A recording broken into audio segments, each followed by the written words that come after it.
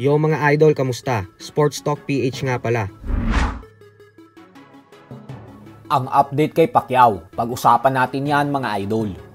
Ngunit bago ang lahat ay huwag kakalimutang mag-subscribe at i-click ang notification bell button for more sports talk. So kahapon nga po ay ang siyang nagsilbing huling ensayo ng ating pambansang kamauman ni Pacquiao sa Los Angeles, California. At kanina lamang po ay bumiyahe na din ito at ang buong Team Pacquiao patungong Las Vegas, Nevada para sa kanyang world title fight kontra sa WBC welterweight world champion Mario Barrios.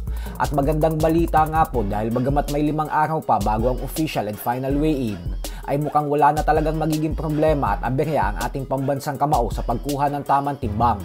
Ito po ay dahil ayon mismo sa conditioning coach nitong si Justin Fortune, ay 149 pounds na umano ang timbang ni Pacquiao ngayon. 2 pounds na lang ang kailangan niyang ibawas para makuha ang 147 pound limit ng welterweight division. Ayon naman kay Pacquiao ay inaasahan niya umano na malakas, mabilis at malakas ang stamina ni Barrios sa gabi ng kanilang sagupaan. Hindi niya daw kasi ito minamaliit at bagkos mataas na dekalibreng fighter umano ang tingin niya dito.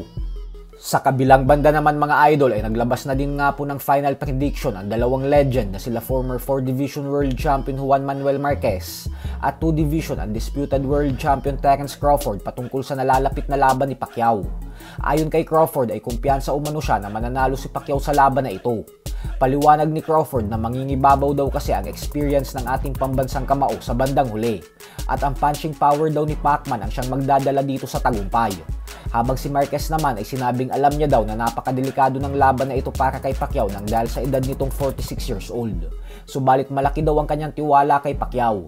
Alam daw kasi nito ang kanyang ginagawa, kaya panigurado umano na makakahanap ng paraan si Pacman upang makuha ang panalo. Kaya naman ngayon pa lang umano ay sinasabi niya na sa publiko na magiging world champion ulit si Pacquiao. At katulad kay Crawford ay sinabi din ni Marquez na malaking bagay ang experience ni Pacquiao para makuha ang tagumpay. Samantala, madami naman nga po ang napahanga ng husto sa current number 1 pound for pound king na si Alexander Usyk. Ito po ay matapos niyang sabihin na hindi naman daw talaga siya ang tunay na number 1 best active fighter sa kasalukuyan at bagko si Terence Crawford daw. Wala pong ibang paliwanag na sinabi si Usyk, basta ang para lang daw sa kanya ay mas magaling na fighter si Crawford kesa sa kanya. Ito ay sa kabila ng kanyang pagiging Fighter of the Year at undefeated 2 Division Undisputed World Champion. Kaya naman pagkakataon na din ni Crawford na patunayan ng mga sinabing ito ni Usyk sa paparating niyang laban kontra kay Canelo Alvarez. So hanggang dito na lang po muna tayo mga idol.